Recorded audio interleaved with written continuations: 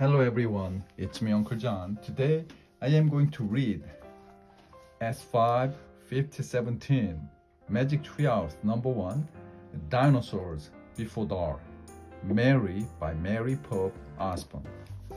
Chapter 10 Home Before Dark. A bird began to sing. Jack opened his eyes. He was still pointing at the picture of the Frog Creek woods. He peeked out the treehouse window. Outside, he saw the exact same view. "We're home," whispered Annie. The woods were lit with the golden late afternoon light. The sun was about to set. No time had passed since they had left. "Jack! Annie!" a voice called from the distance. "That's Mom," said Annie, pointing. Jack saw their mother far away. She was standing in front of their house. She looked very tiny. "Annie! Jack!" she called. Annie stuck her head out the window and shouted, "Coming!" Jack still felt dazed. He just stared at Annie. "What happened to us?" he said. "We took a trip in a magic tree house," said Annie simply. "But it's the same time as when we left," said Jack. Annie shrugged. "And how did it take us so far away?" said Jack. "And so long ago.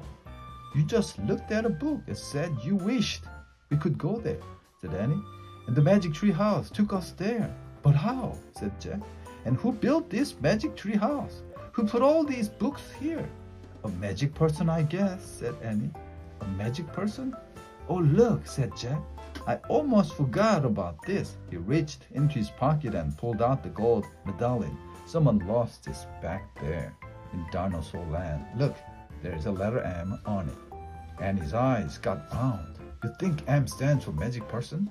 she said. "I don't know," said Jack. "I just know someone went to that place before us." "Jack! Annie!" came the distant cry again.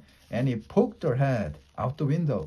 "Coming!" she shouted. Jack put the gold medallion back in his pocket. He pulled the dinosaur book out of his pack and put it back with all the other books.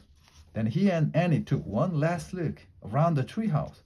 "Goodbye, house," whispered Annie. Jack slung his backpack over his shoulder. He pointed at the ladder. Annie started down. Jack followed. Seconds later, they hopped onto the ground and started walking out of the woods. "No one's gonna believe our story," said Jack. "So let's not tell anyone," said Annie. "Dad won't believe it," said Jack. "He'll say it was a dream," said Annie.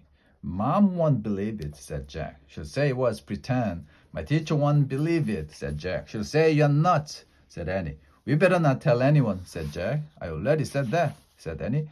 Jack sighed. "I think I'm starting to not believe it myself," he said. They left the woods and started up the road toward the house. As they walked past all the houses on their street, the trip to Dinosaur Time did seem more and more like a dream. Only this word and this time seemed real.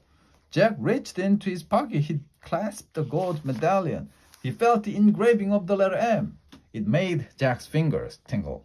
Jack laughed. Suddenly he felt very happy. He couldn't explain what had happened today, but he knew for sure that their trip in the magic tree house had been so real. Absolutely real.